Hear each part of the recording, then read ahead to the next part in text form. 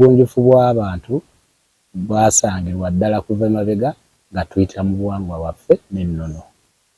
Omuntu atamanyi buwangwa n'ennono tasobola kuba n'amagezi ag'ensa, tasobola kulowooza endowooza egenda wala eba etuuka ku buli muntu ng'esobola kugasa buli omu. Obuwangwa n'ennono tebutegeeza nti wononooza ebitundutundu by'okuba nti olina okutya mukoddomi wo, kumuwa kitiibwa, okugeza nazaala, okugeza ssezaala, okugeza kitaawo, okugeza nnyoko.